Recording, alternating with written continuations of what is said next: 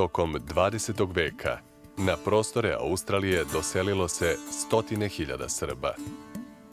Iako lojalni Australijanci, ostali su verni srpskim korenima, jeziku, kulturi, svetosavskoj tradiciji i Srpskoj pravoslavnoj crkvi. Građanski rat među Srbima na tlu Kraljevine Jugoslavije u toku Drugog svjetskog rata razarajuće su delovali na srpski narod i Srpsku pravoslavnu crkvu. Mnogi među njima, zbog odanosti svojim političkim ubeđenjima, napuštaju otadžbinu i decenijama im je bio zabranjen povratak od takozvanih pobjednika. Danas Srbi i Australijanci kažu da su se Srbi tokom 20. veka više borili sami sa sobom i svojim podelama nego sa svojim stvarnim neprijateljima. Ovo je dokumentarni zapis o Srbima, slučajno ili namerno zaboravljenim u rasejanju širom sveta, pa i u Australiji. Da se ne zaborave. I o događajima koji se ponavljaju, a da se ne ponove. 73. godine, kad je bilo osvećenje manastira, onda je vladika Nikolaj doveo sa sobom i sveštenika Videkanića. To je čuveni otac Čeda. To je otac Čeda. Tad sam bio u izvršnom odboru Saveza crkava i molio sam metodiste da nam prodaju neku njihovu crkvu, jer nisu imali gde da služimo. I dobili smo ovu crkvu 1974. za $50.000. I tu smo služili sve do otprilike 1980. godine. Ova crkva 1979. izgorila je, vidite, ovaj dio sale i mala kapelica izgorila. Tako onda smo privremeno služili jednoj anglikanskoj crkvi u Mulgraju. Bilo je osigurano kod osiguranja gde sam ja radio tada.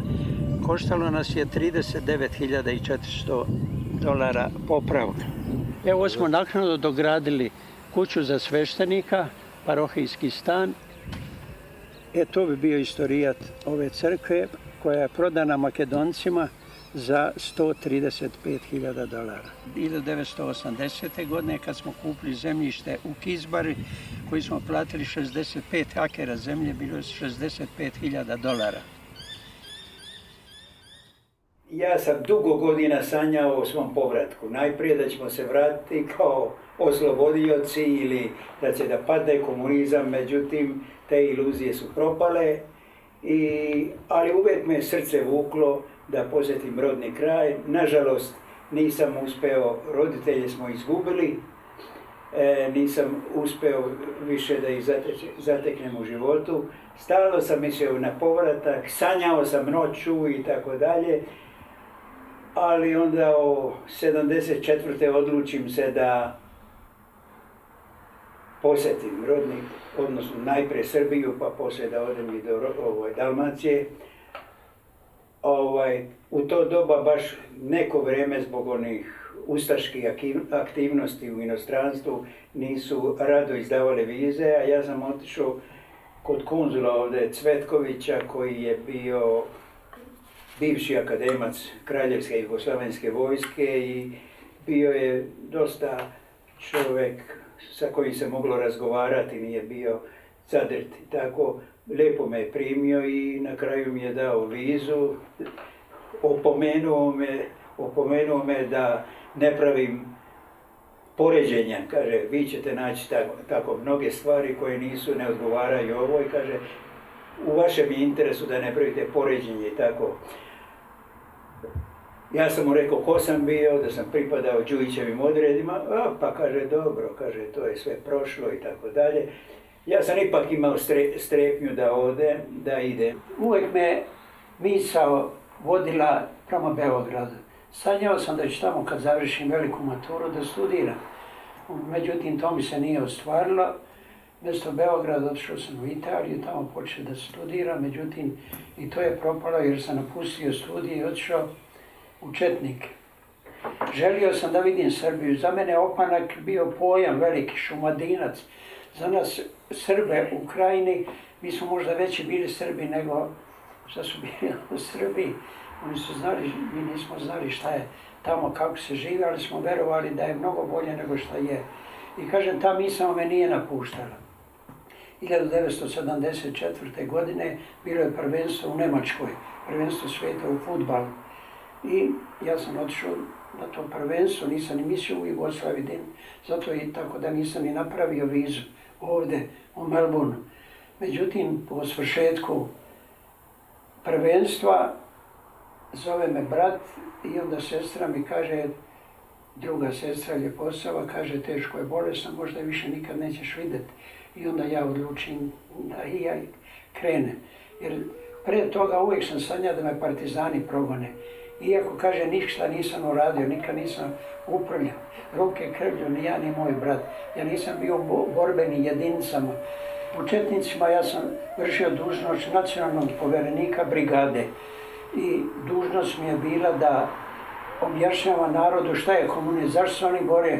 Narod je naš znao samo za veru u Boga, za kralja i otadžbinu. Međutim, moja dužnost bila da idem po selima, po jedinicama i da im govorim šta je komunizam. Moj brat također i on je isto bio u propagandnoj grupi. Išli su okolo, iako je bio uvijek u opasnosti, obilazili su, možda već negdje bio nekad u borbi. Otišao sam u Bonn, gdje je bio konzulat jugoslavenski. Oni su me ispitivali, ja sam rekao, bio sam četnik. Nisam ništa uradio protiv svog naroda i tako, i onda su mi dali vizu. Stigao sam na beogradski aerodrom, dočekala me sestra i zet i neki rođaci i tako. Utisci su bili, možete zamisliti kako je, poslije 30 godina, iako mi je prvi put bilo doći u Srbiju, što u Srbiji nikad ranije nisam bio. I u Beogradu sam se zadržao nekoliko dana, onda sam krenuo u Dalmaciju. Moram da napomenu, u Beogradu me niko nije dirao, prijavio sam se tamo, udarili su mi pečat i to je sve bilo.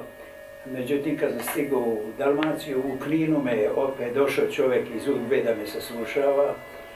I to takva glupa pitanja, koga poznam u inostranstvu i to, koga poznam.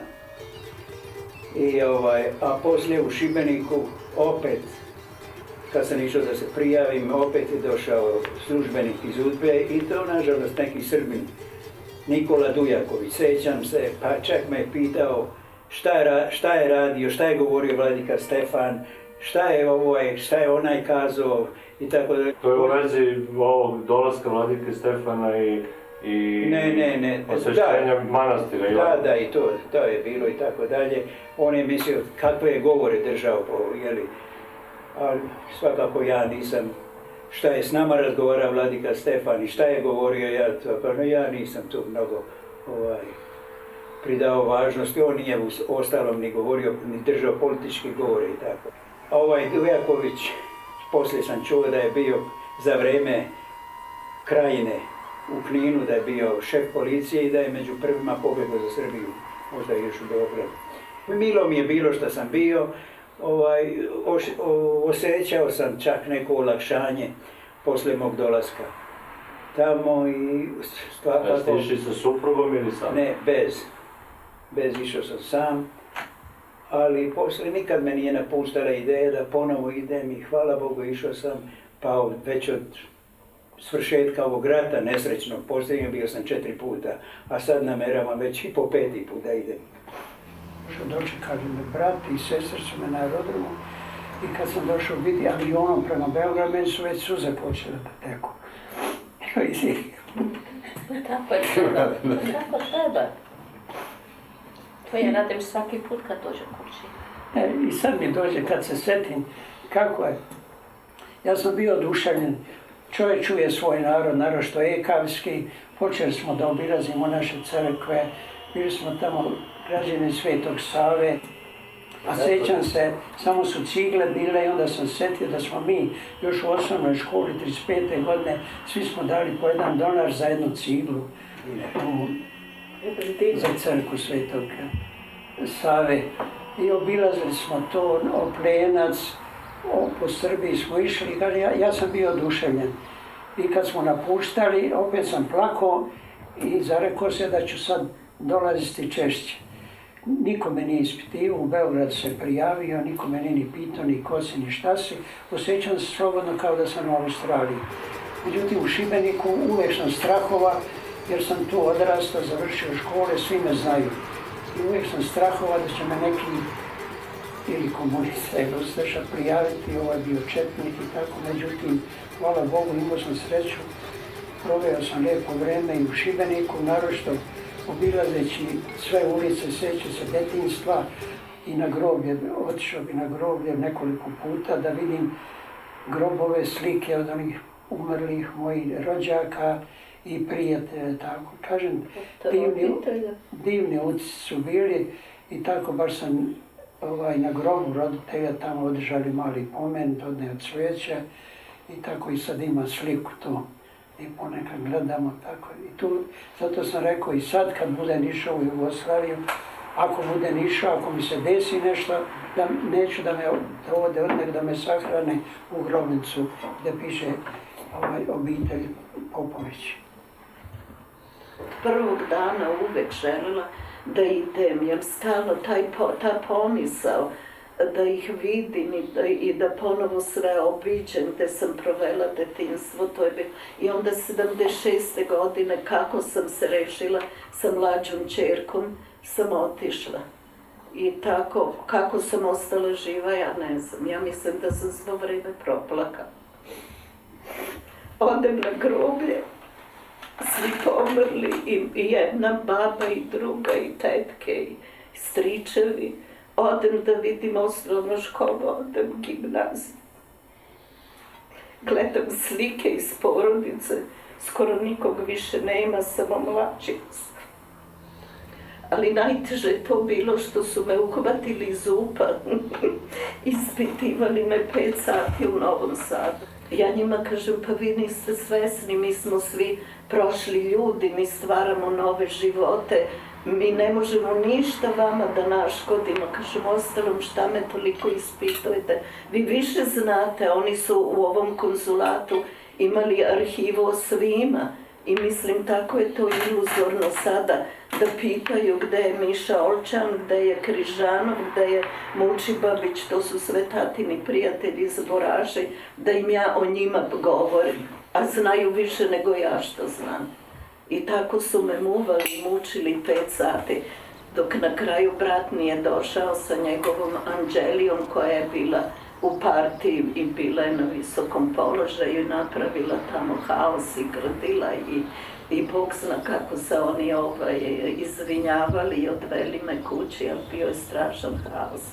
Ali ja mislim da sam najveću grešku napravila, išla sam u Bečkerek jer sam tamo 3 godine bila, 6., 7., 8. razred gimnazije i zaželjela da vidim neke od svojih profesora i čula sam da je još živ profesor nemačkog jezika i biologije, neki Gorinšek, Slovenac. Mi smo imali jako mnogo izbeglica Slovenaca, naročito u Bečkereku. Bio je Jan Šedivi, profesor istorije, pa je bio taj Gorinšek, bio profesor nemačkog jezika. Iz Maribora je bio Šedivi, a Gorišek je bio isto iz Maribora. Bila je velika zajednica, da.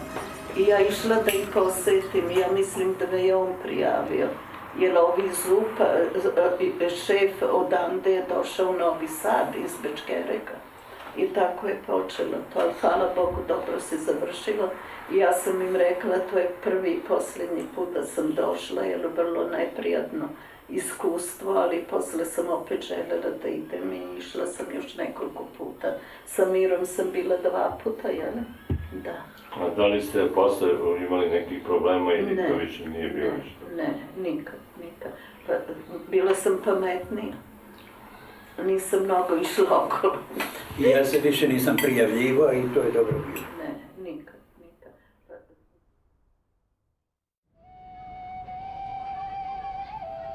Februara 1975. godine Budimir Stamenović ustupa crkveno-školskoj opštini Sveti arhidžakon Stefan u Liverpoolu, Sidneju, na besplatno korišćenje deo svoje farme u Schofieldu.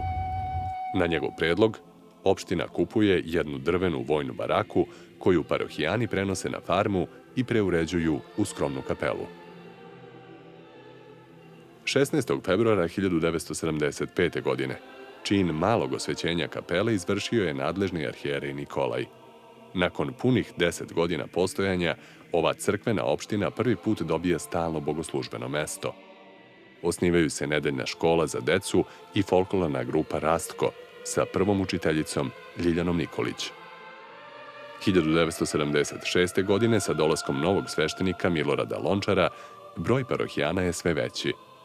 6. marta 1977. godine počinje sa radom i kolo srpskih sestara Kosovka devojka.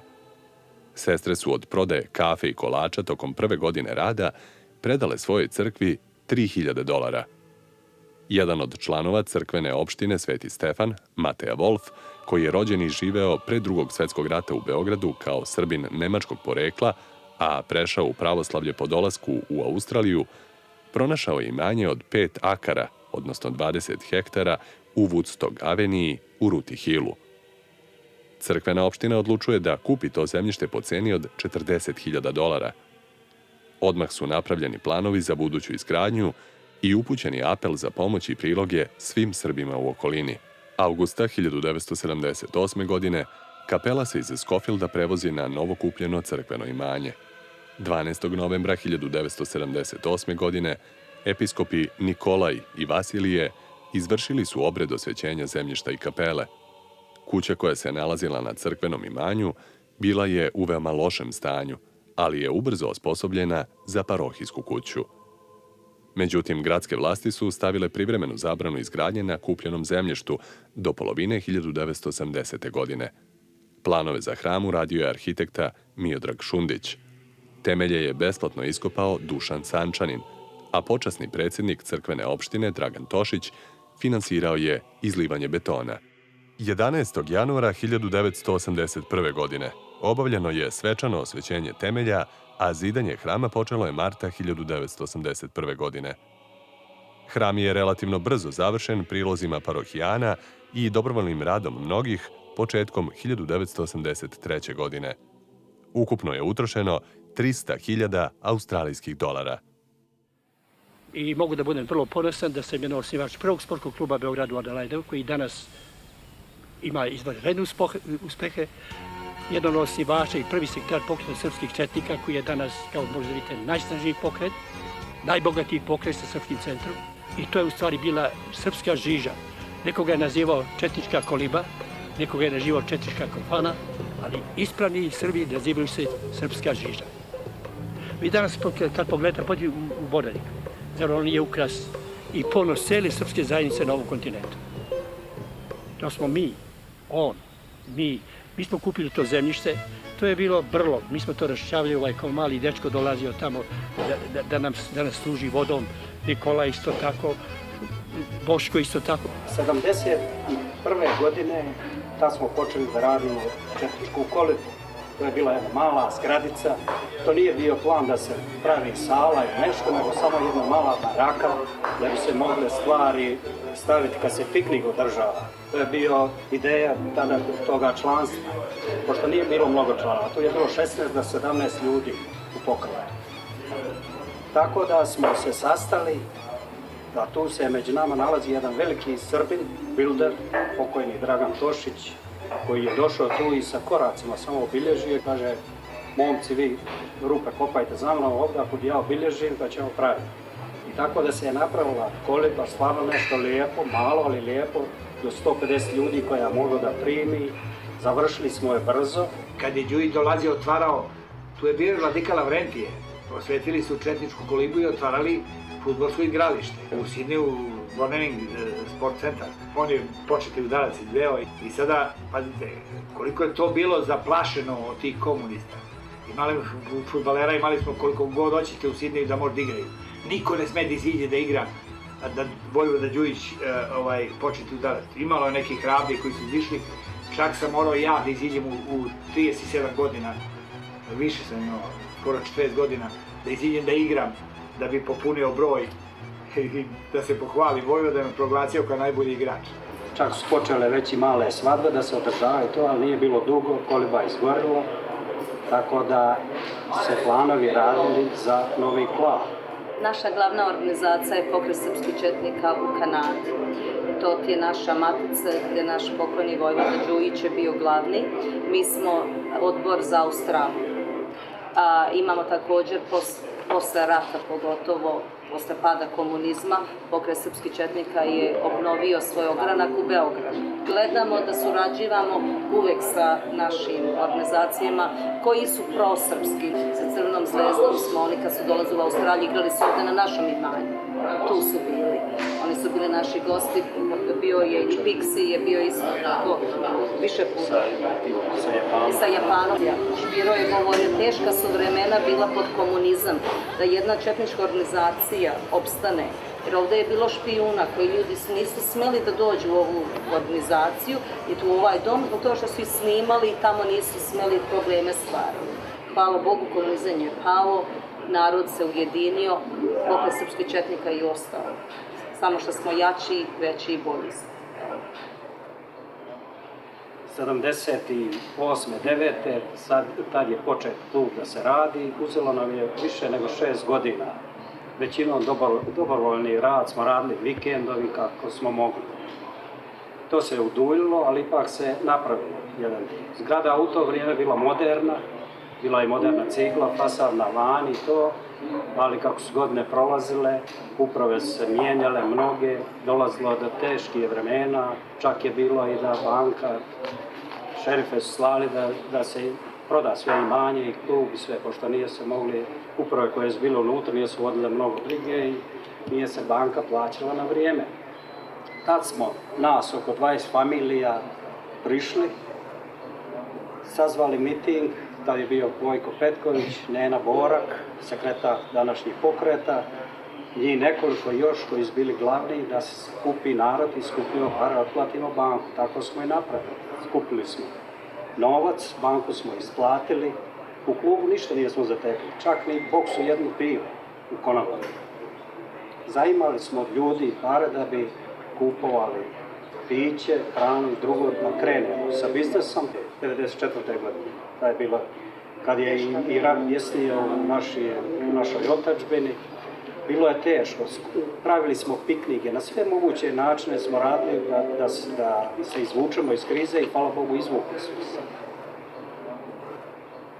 Uložili smo, što se tiče para, ja u parama najbolje to računam, oko $1.300.000 para za materijal. Sad dodajte na to radne snage koja je radila za džaba, još toliko, najmanje, znači 3 miliona. U momentima je bilo jako teško, nekih jutara sam znao ovdje doći i nema nigdje nikoga, iako se dogovorio i sa mojom upravom i sa radnom snagom da se dođe, da se radi, dođem i da plačem. Ali nekih jutara je bilo sasvim drugačije, da su došli više nego što sam i ja pozvao i tako da mi je bilo do pjevanja. Na ovome imanju telo koje se zove Bonavik White Eagles Football Club, to su naši Beli Orlovi, fudbalski klub, koji imaju preko 400 juniora. Imaju dva starija tima. Prošle godine su imali 5 timova u finalima. Ja mislim za jedan klub da je to u Republici fantastičan uspeh. To je na republičkom nivou. Na republičkom nivou. U centru imamo ribarski klub, ribarsko društvo koje redovno ide u ribolov. Prekjuče su bili. A i vi ste bili? Svaka čast. Čujem da je Pop Đuro najuspešniji ribolovac. Dobro. Oni su spretni tako da love. I apostoli su bili ribolovci. Imamo golf klub koji ovdje se sakuplja i igramo srpski golf klub Zlatni Orlovi, koji jednom mesečno se sastajemo i igramo. Isto imamo tako folklornu sekciju koju imamo preko 200 igrača. Iz kola imamo koreografa Gorana Nikolića koji ima veoma vešto decu uči o tradiciji, običaju i srpskom folkloru. Imamo i šahovsku sekciju, nju sam zaboravio spomenuti, imamo redovne turnire nego mi imamo nameru, kao Bonneville Sports Club, mi imamo nameru i da tražimo od države da nam izađu u susret sa imanjem, da napravimo i nekoliko terena za tenis, za košarku, za odbojku, da bi mi stvarno bili sportski centar i da privučemo i primamimo naš mlađi naraštaj. Ljudi koji se bave sa sportom ne bave se kriminalom. I zdravi su i fizički i umno. I naša je borba u današnjem ovome trulome zapadu da održimo ne samo našu tradiciju i običaj, nego zdravu umnost srpskog naroda. Sam danas ponosan da imamo jedno ovako plače zemlje koji je dio Srbije za nas ovdje. Jer to je srpska zemlja, mi smo je ključili, mi smo vlasnici, tačno. I neka bude na ponos svim Srbima u Australiji, neka bude na ponos Srbima u našoj otadžbini i da znaju da imaju gdje doći kod koga doći.